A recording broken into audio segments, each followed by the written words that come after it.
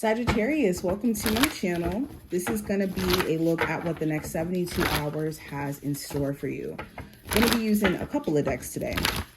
We're going to use this one to pull like just general themes that you guys will encounter. I'm going to pull about 2 cards from here to look at what you're unaware of coming into this time frame that you should be aware of. And I'm going to pull 2 from this blue oracle deck right here so we can look at what needs your focus. And of course, 6 cards in terms of the spread. If you're new to the channel, hopefully you decide to stick around. If you want to see future readings from me, make sure you hit the subscribe button so you get notified whenever I post here on the channel. All right, Sagittarius, what does the energy look like for Sagittarius, Sun, Moon, Rising, and Venus placements for the next 72 hours? What does the next 72 hours have in store for Sagittarius, Sun, Moon, Rising, and Venus placements?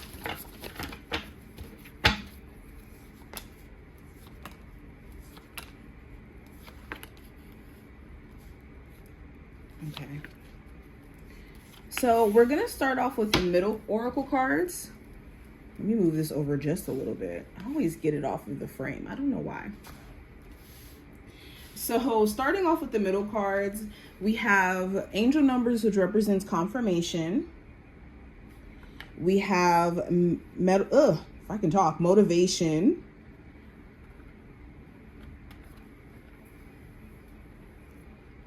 We also have sunflower.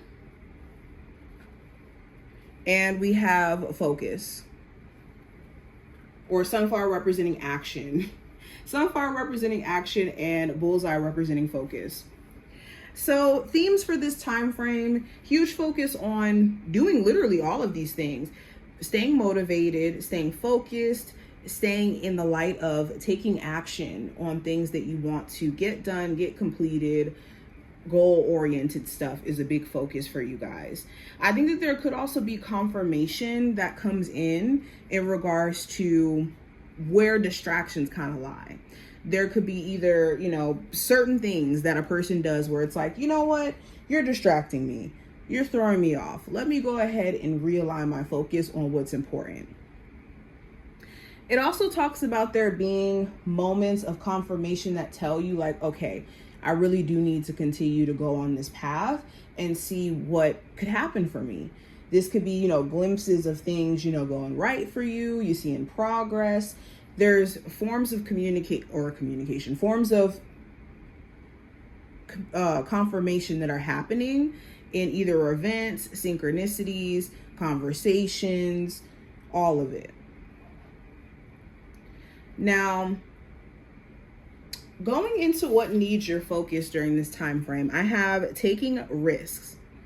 So straight up, what needs your focus is your ability to go out on a whim and bet on yourself. Now, I'm not saying in an irresponsible way where you're, taking huge risks that are just unmanageable. But when it comes to the things where it's like, you know what, I know if I take a risk in this sense, the payoff is going to be amazing. And there really is no downside to me taking this risk. That should be your mindset with whatever you're trying to complete during this time frame. What is the trade-off? And if there is no real trade-off, there's more of a reward in you putting yourself out there, then you should give it a chance. We also have community. So what also needs your focus is you having people around you who are genuinely supportive. If you find yourself losing a sense of motivation, let's say if you're an entrepreneur, for example, you may need a community of entrepreneurial friends or people who you can lean on who understand the struggle of what you have to deal with on a day-to-day. Or community in the sense of just having your soul tribe. Some of you have been so self-isolated that it could feel like a lot of the stuff that you're trying to do, it's hard for you to stay motivated because you don't really have anyone to talk to about the things that you go through. Now, going into what I see in regards to what you're not aware of coming into the time frame, we have new vitality and also daydreams and decisions. So what you're unaware of prior to this time frame, if you didn't feel as motivated, if you didn't feel like yourself, if you weren't really seeing, a change for the better, it was because there were a lot of moments that you were kind of daydreaming and not really making definitive decisions, where it's like, okay, this is what I'm going to do and I'm going to see it through. And that could be why things never really changed. Or some of you guys may have had somebody around you where, romantically, why things didn't take off. It was a lot of like daydreaming without any clear decisions being made, any clear action being taken. Now, let's go deeper. Going into the general energy for you guys, we have the Queen of Cups.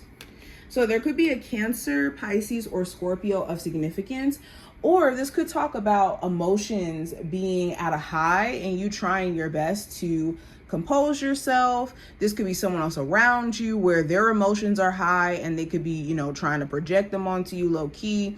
Okay, so things could be very highly emotional with somebody. Doesn't have to just be love related. The Queen of Cups also talks about getting a chance to really express how you feel. Like you could be at your point or your wit's end where it's like, I'm not going to just keep holding my tongue. I'm going to speak how I feel. I've been holding this back for way too long. The Queen of Cups also talks about like wanting more genuine support. You could feel like maybe you don't have enough genuine support in the way that you would love. Now, going into career and finance, I have the Ace of Pentacles. So for some of my Sagittarius, you could be getting some good news that you will be starting a new job soon. Some of you will start a new job during this time frame. Okay, the Ace of Pentacles talks about like an increase in money or an opportunity to make more money. So either you'll be looking at opportunities to do just that or actually securing one during this time frame. The Ace of Pentacles also talks about like gauging whether or not something is financially worth it. You could be looking at opportunities and it's like, okay, well, I could get this job, but is it worth it for me financially and time-wise? Now, not career and finance, love, we have the Six of Swords. So the Six of Swords talks about being at peace. So for my singles, you could be at peace with being single right now. You may have just gotten to a point to where you've, successfully completely moved on from woes of the past and just at peace with whatever's going to happen. So you could be mainly focused on your personal peace right now.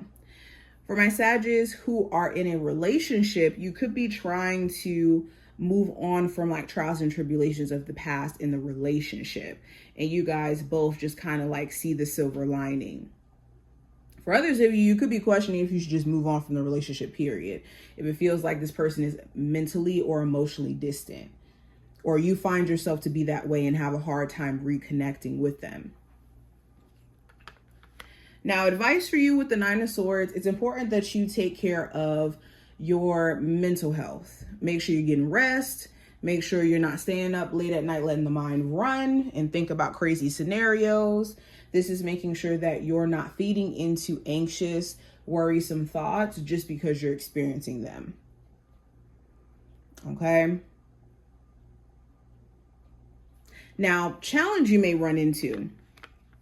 With the King of Cups, this could be with another fire sign, Aries, Sagittarius, or Leo. Or the challenge you could face is putting yourself first. Okay, some of you have been just now pushed into an era of doing a lot of self-love, self-healing, self-focus stuff. And it could be very difficult to kind of stick to that if you are a person who, tends to focus on people around you, whether that's family or the person you're in a relationship with. The King of Wands also could talk about some days just not feeling like it. Okay, I think motivation is at an all-time high during this time frame, but doesn't mean you won't have some days where you just feel energetically blah. Now, outcome for this time frame, I have the Ten of Cups. The Ten of Cups talks about family being your focal point, family in terms of like family members, or family in the sense of you being like a parent and your co-parenting relationship, or you just focusing on taking care of, you know, your children or your child.